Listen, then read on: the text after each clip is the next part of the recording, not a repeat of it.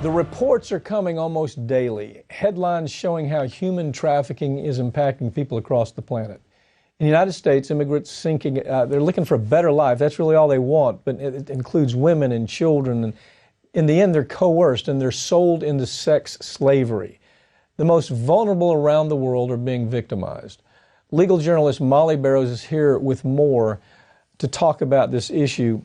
Molly, we hear about human trafficking, we see movies like Taken, and we think we understand everything about it. Most people are so far off on understanding how bad this is. How widespread is this problem? This is new industry, isn't it? It is global, and it certainly, to a great extent, it's not new in the history of the world as far as governments and, those that are in organized crime taking advantage of people who are vulnerable. And these times, you're talking about populations that are, whether they're migrants coming from North Africa, whether they're women and children in North Korea, even migrants seeking a better life coming into this country, they're all being taken advantage of, and it's women and children that are predominantly the victims.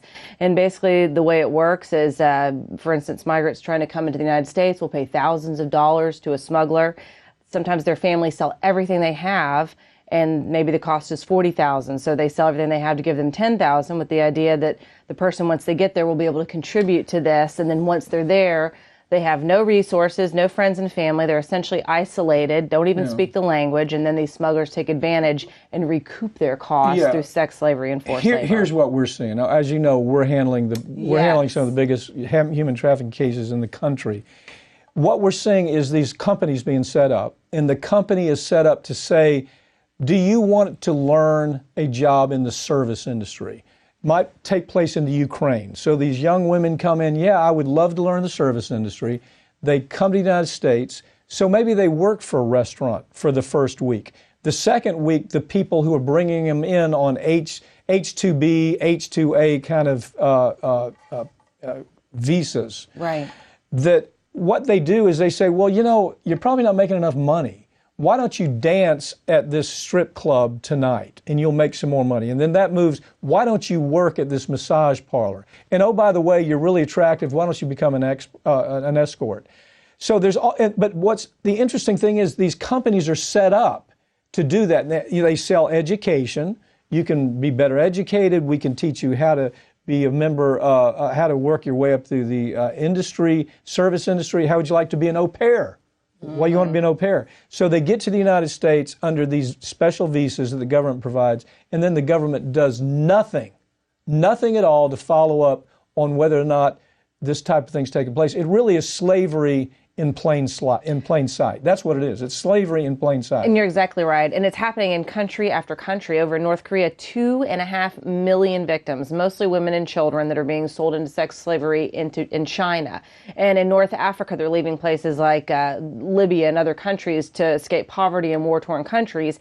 And again, they're relying on these smugglers who basically just organized criminals in disguise that are taking advantage of these, and they're exploiting them, and they're selling them into forced labor. But most of the time, it is children who are the biggest number of victims out of Africa alone. I mean, and you hear about it with everything, them being kidnapped and used in these wars, taught how to shoot guns. But for the most part, it's these young girls that are being used and trafficked.